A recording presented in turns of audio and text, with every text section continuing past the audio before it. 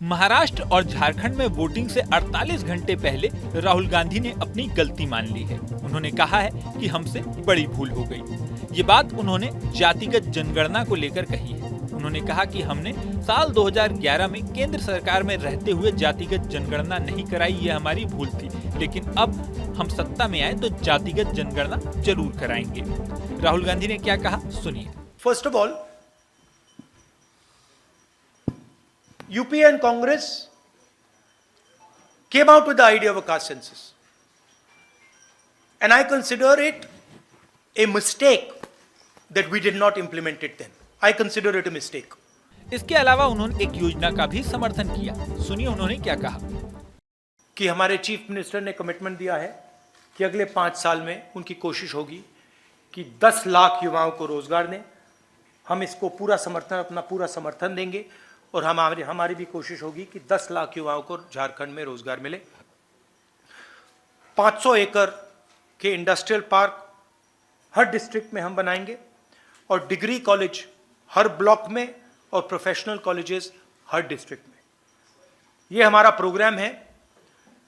इसकी पूरी financial planning हमने की है और जो यहाँ हम कह रहे हैं ये हमारा कमिटमेंट है, हम ये झारखंड की जनता को देंगे। इसके अलावा जातिगत जनगणना को लेकर उन्होंने और क्या कहा, ये सुनिए।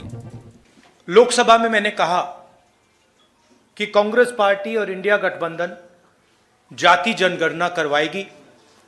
हम ये पता लगाना चाहते हैं कि इस देश में पिछड़े वर्ग के कितने लोग हैं, दलित कितने हैं, आदिवासी कितने हैं और उनकी भागीदारी कितनी है, कौन सी संस्थाओं में उनका पार्टिसिपेशन है, कॉरपोरेट इंडिया में क्या पार्टिसिपेशन है, जुडिशरी में क्या पार्टिसिपेशन है। तो मैंने स्वयं लोकसभा में कहा कि जाति जनगणना को हम करेंगे। मणिपुर हिंसा के सवाल पर राहुल गांधी ने क्या उत्तर दिया, ये सुनिए। 1.5 साल हो गए मणिपुर हिंदुस्तान का स्टेट है, मगर प्रधानमंत्री आज तक मणिपुर नहीं गए हैं। और मणिपुर में मैं गया हूं, मैंने अपनी आंखों से जो हो रहा है देखा है। हमारी पूरी सपोर्ट है। हमने सरकार को कहा है कि जल्दी से जल्दी हिंसा को बंद कीजिए, मगर नहीं हो रहा है। और इसमें वेस्टेड इंटरेस्ट किसी का तो है। होम मिनिस्टर जी को अपना काम करना चाहिए, मगर किसी ना किसी कारण होम मिनिस्टर अपने काम में इंटरेस्ट नहीं ले रहे हैं। मगर जो मणिपुर में हो रहा है पूरा देश जानता है, बिल्कुल गलत हो रहा है और हिंसा को एकदम वहां पे बंद होना चाहिए। और एक बार फिर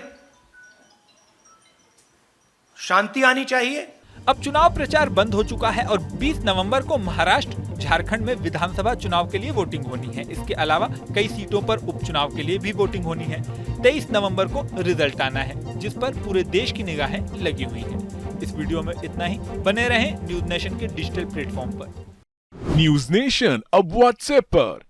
खबरों की ताजा अपडेट के लिए न्यूज नेशन के इस QR कोड को स्कैन करें।